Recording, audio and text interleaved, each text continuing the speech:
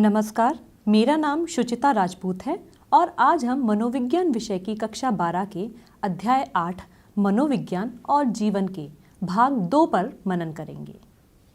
बीते भाग में हमने मानव व्यवहार व पर्यावरण के परस्पर संबंध और प्रभावों को समझा। इस भाग में हम पर्यावरण उन्मुख व्यवहार, हिंसा व निर्धनता के कारण और निराकरण, स्वास्थ्य के मनोसामाजिक कारकों पर चर्चा करेंगे। पर्यावरण उन्मुख व्यवहार।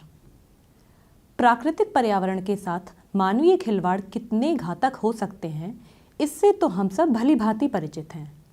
आवश्यक है कि हम न सिर्फ अपने पर्यावरण को संरक्षण देकर उसे उन्नत बनाने का प्रयास करें, बल्कि पर्यावरण जनित समस्याओं का निराकरण भी करें। ऐसे व्यवहारों को ही पर्यावरण उन्मुख व्यवहार कहते हैं। पर्यावरण अनुसंधान के क्षेत्र में मानवीय व्यवहार का नियंत्रण एक अत्यंत गहन विषय रहा है। इस संबंध में वर्जीनिया अभियांत्रिकी संस्थान के स्कॉट गैलर ने बहुत शोध अध्ययन किए हैं और इनमें से एक अध्ययन के आधार पर वो इस नतीजे पर पहुंचे कि निर्देश जितने विशिष्ट और स्पष्ट होते हैं, खुले में कचरा फेंकने की प्रवृत्ति उतनी ही कम हो सकती है। पर्यावरण शोध इंगित करते हैं कि ऐसे कर नियम अर्थात टैक्स लॉज जो ऊर्जा संरक्षण और पर्यावरण के प्रति सकारात्मक व्यवहार को पुरस्कृत करते हैं, हमेशा से समाज की सोच को बदलने में प्रभावकारी रहे हैं। पर्यावरण संरक्षण हेतु कुछ उपाय किए जा सकते हैं, जैसे कि वाहनों का ठीक ठाक रखाव कर हम वायु प्रदूषण को नियंत्रित कर सकते हैं। अनावश्यक हॉर्न बजाने और तीव्र संगीत श्रवण से बचकर ध्वनि प्रदूषण को कम किया जा सकता है। कूड़े का उचित प्रबंधन किया जा सकता है, वृक्षारोपण किया जा सकता है और प्लास्टिक के उपयोग को प्रतिबंधित किया जा सकता है। साथ ही साथ जैविक रूप से नष्ट न होने वाले पैकिंग सामग्री पर भी नियंत्रण किया जाना चाहिए। निर्माण संबंधित नियमों को बनाया जाना चाहिए।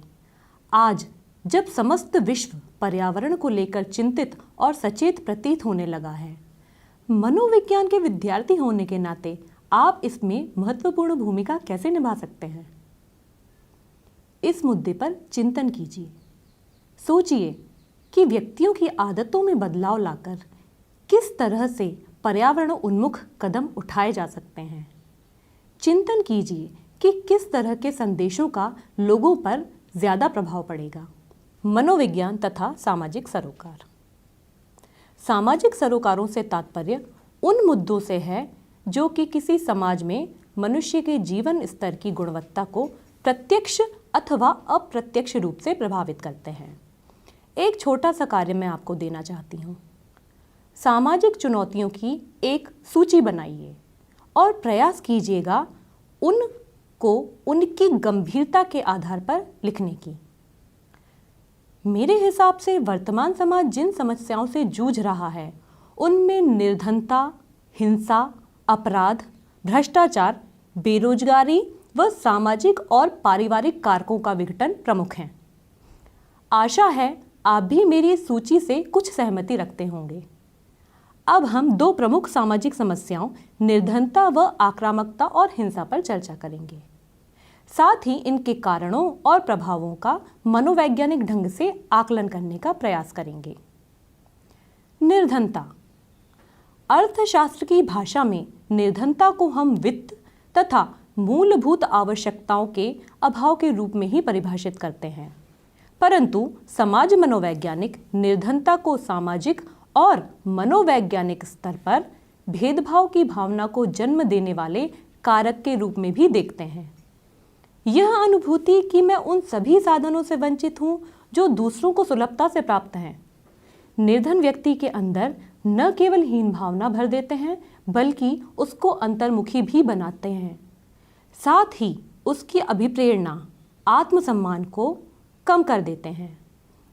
निर्धनता मनुष्य के शारीरिक, सामाजिक, मनोवैज्ञानिक और आध्यात्मिक विकास को बुरी तरह से प्रभावित करती है। निर्धनता के मनोवैज्ञानिक कारण। निर्धनता के अनेकानेक सामाजिक, आर्थिक, राजनैतिक व भौगोलिक कारण तो हो सकते हैं, परंतु यहाँ हम एक ऐसे मनोवैज्ञानिक कारण की चर्चा करेंगे जिसे निर्धनता की संस्कृति के नाम से भी जाना जाता है। जैसा कि मैंने कुछ देर पहले भी बोला था, नैराश्य व अपने साथ हुए अन्याय की भावना से भरे हुए किसी भी निर्धन मनुष्य में उपलब्धि अभिप्रेरणा का कम हो जाना एक ऐसे विश्वास और विचारधारा को जन्म देता है जिसमें वह निर्धनता को एक सामाजिक व्यवस्था मानकर स्वीकार कर लेता है और अपने तथा अपनी आने वाली पीढ़ियों के उत्थान की आशा और प्रयत्न छोड़ देता है। परंतु कृपा करके आप इसके लिए मात्र निर्धन मनुष्य को कदापि दोषी न समझें, क्योंकि निर्धनता एक चक्र के समान कार्य करती है। संसाधनों के अभाव में मनुष्य सबल और सक्षम नहीं बन पाता है, साथ ही अपनी उन योग्यताओं और कुशलताओं को नहीं निखार पाता है जिनसे वह एक अच्छा रोजगार और जीवन स्तर को सुधारने हेतु पर्याप्त अर्थ प्राप्ति में सफल हो सके। एक ढंग का रोजगार ढूंढ पाने में असफल ये निर्धन मनुष्य अपने लिए कभी आवश्यक और मूलभूत संसाधन जुटा ही नहीं पाता है और अपने जीवन के अधिकांश महत्वपूर्ण वर्षों में दिन प्रतिदिन की समस्याओं से जूझता ही रह जाता है। यह चक्र निर्धनता को निरंतर बनाए रखता है और समाज के कुछ विशेष वर्गों में पीढ़ी दर पीढ़ी चली आ रही निम्न आर्थिक स्थिति का प्रमुख कारण बन जाता है। निर्धनता के निराकरण हेतु सुझाव। निर्धनता चक्र को तोड़ने के लिए निर्धन व्यक्तियों को आत्मनिर्भर बनने हेतु सहायता प्रदान करना। निर्धन मनुष्य में आत्मनिर्भरता, अधिकारों के प्रति जागरूकता व आत्मविश्वास भरने के लिए आवश्यक है कि उनके हाथों में ही उनके विकास का नियंत्रण दिया जाए और इस प्रयत्न में उनका वित्तीय, सामाजिक और मानसिक सहयोग किया जाना चाहिए। निर्धनता के निराकरण के लिए आवश्यक है कि सामाजिक न्याय के सिद्धांतों पर आधारित शिक्षा और रोजगार के अवसर उपलब्ध कराए जाएं। पोषण व स्वास्थ्य के भरपूर अवसर उपलब्ध कराए जाएं। 90 के दशक में हम अक्सर दूरदर्शन पर एक गाना सुनते आए हैं, पढ़ना लिखना सीखो ओ मेहनत करने वालों। किस प्रकार मीडिया और साहित्य का उपयोग करके निर्धन मनुष्य को साक्षरता के लिए प्रेरित किया जाए, यह गाना और यह विज्ञापन उसका बहुत सुंदर उदाहरण है। हालांकि कार्य कठिन है, पूरी निष्ठा के साथ भी अगर इन उपायों पर अमल किया जाए तब भी वैश्विक निर्धनता की समस्या को दूर करने में एक बड़ा लंबा समय लगेगा। इस पर मनन करते रहें और निर्धनता को मनोवैज्ञानिक की दृष्टि से समझने का प्रयत्न अवश्य करें। अब हम चलते हैं हमारी अगली प्रमुख सामाजिक समस्या की ओर, जो है आक्रामकता व हिंसा। हम में से शायद ही कोई दिनों दिन बढ़ती हिंसा, पारस्परिक कटुता व असहिष्णुता की भावना से अछूता है। हत्या, बलात्कार, सांप्रदायिक दंगे, आतंकवादी हमले, घरेलू हिंसा, कार्यस्थल पर उत्पीड़न के अतिरिक्त आप किस हिंसक व्यवहार से परिचित हैं? रैगिंग, बुलिंग, ऑनलाइन ट्रोलिंग, इन सब के विषय में आप क्या सोचते हैं? आक्रामकता मुख्यतः 2 प्रकार की होती है, नैमित्तिक आक्रामकता और शत्रुतापूर्ण आक्रामकता। आइए संक्षेप में थोड़ी थोड़ी चर्चा इन पर करते हैं।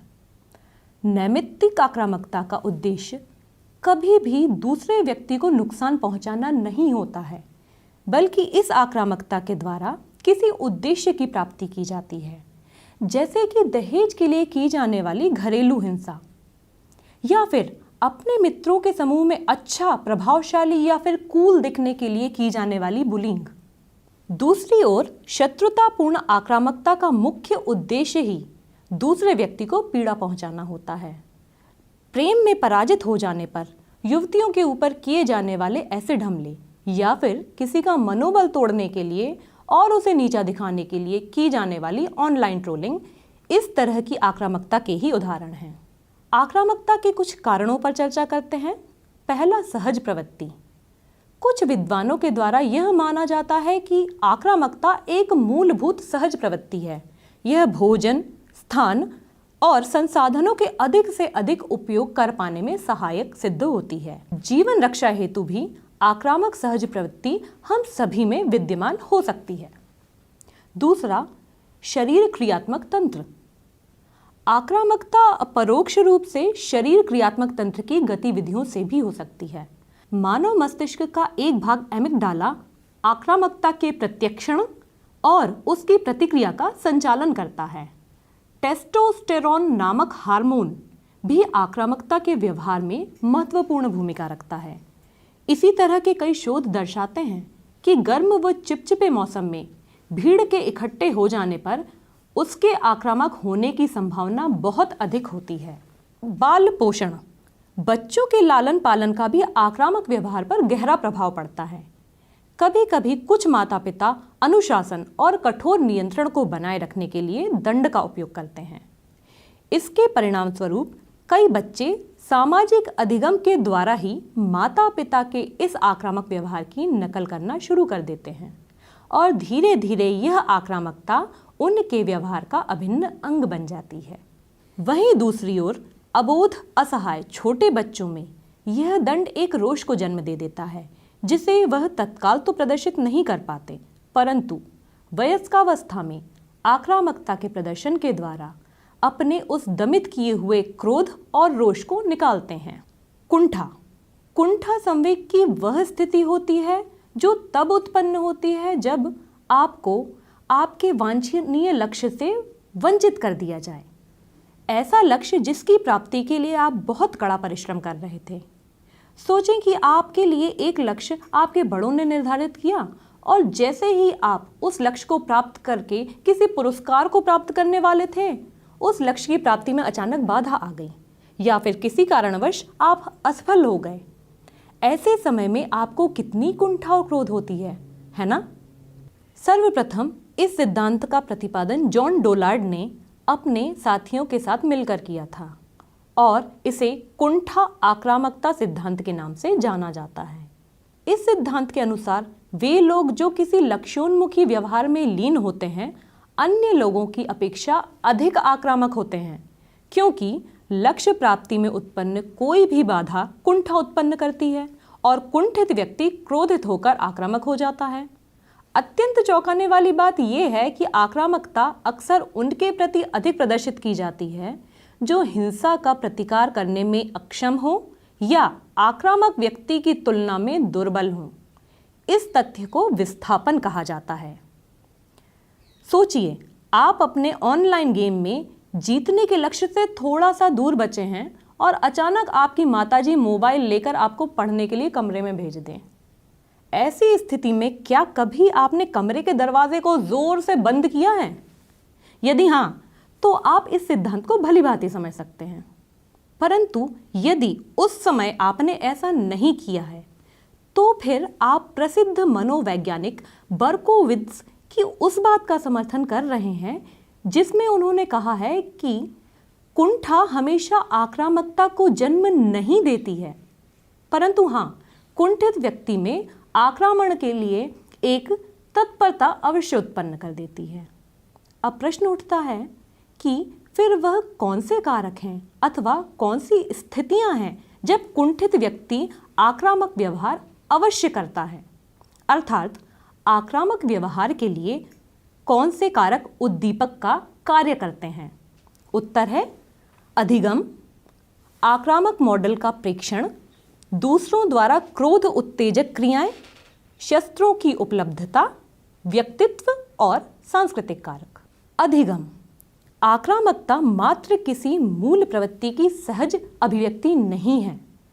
मुख्यतः यह मनुष्य के अधिगम का ही परिणाम है जो वह अपनी सामाजिक परिस्थितियों का निरीक्षण करके प्राप्त करता है। हम आक्रामकता को कैसे सीखते हैं? मुख्यतः यह दो तरीकों से हो सकता है। पहला, नैमित्तिक अनुबंधन के सिद्धांत के अनुसार वह व्यवहार जिसके परिणाम सकारात्मक हों या जिससे किसी सकारात्मक प्रबलन की प्राप्ति होती हो, उस व्यवहार के बार बार घटित होने की संभावना को बढ़ा देते हैं। उदाहरण के लिए, यदि एक बालक आइसक्रीम खाने की जिद को लेकर जमीन पर लेट जाए और जोर जोर से रोना शुरू कर दे या अपने माता पिता को मारने लगे और उसके इस व्यवहार से लज्जित होते हुए माता पिता तुरंत उसे एक आइसक्रीम दिलवा दें, तो आपको क्या लगता है वह बच्चा क्या इस व्यवहार को दोबारा करेगा अथवा नहीं करेगा? सोचिए। दूसरा तरीका है सामाजिक अधिगम का, जिसकी हमने पहले भी चर्चा की है। इसमें व्यक्ति दूसरे के हिंसक आक्रामक व्यवहार को देख करके खुद भी उसी तरह की आक्रामकता करना सीख लेते हैं। इसे मॉडलिंग या प्रतिरूपण भी कहा जाता है। एक आक्रामक मॉडल का प्रेक्षण। एल्बर्ट बंड्यूरा के अनुसार अवलोकनात्मक अधिगम के द्वारा आक्रामक व्यवहारों को सिखाया भी जा सकता है और उनको मिटाया भी जा सकता है।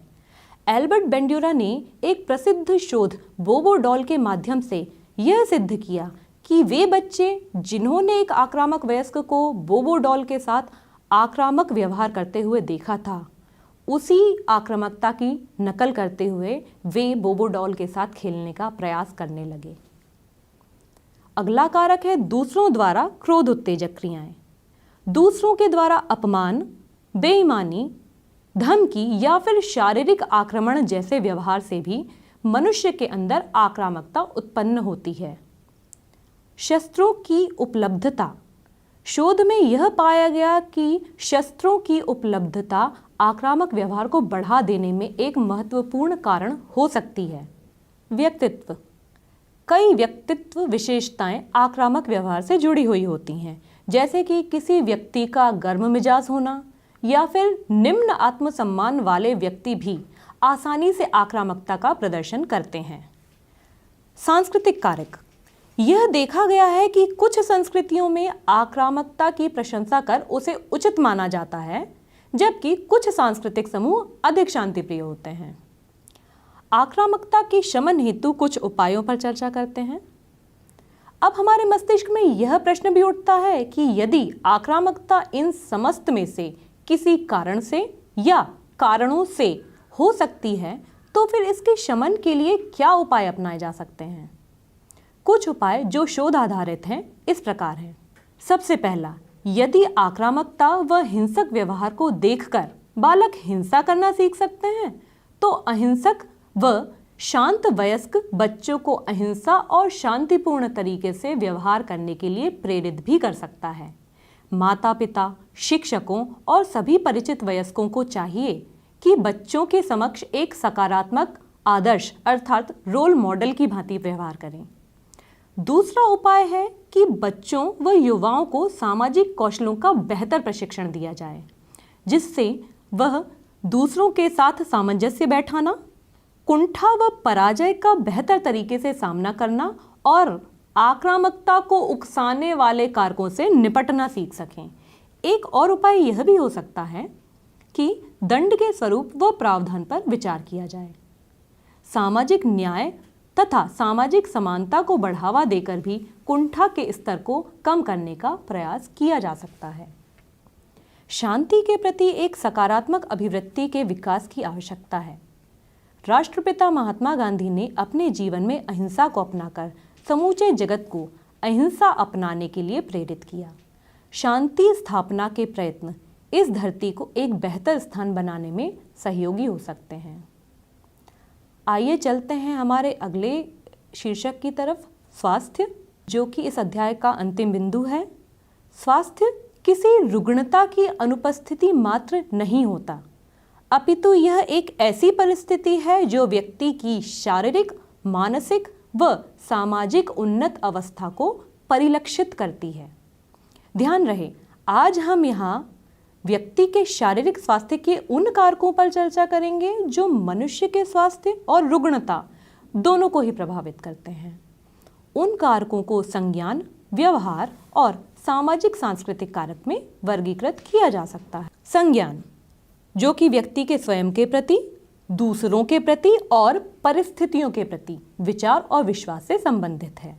जो व्यक्ति परिस्थितियों अथवा दूसरों को दोष न देकर जो कुछ भी उसके साथ घटित हो रहा है उसे बदलने के लिए कटिबद्ध होकर कार्य करते हैं, वे अधिक स्वस्थ रहते हैं।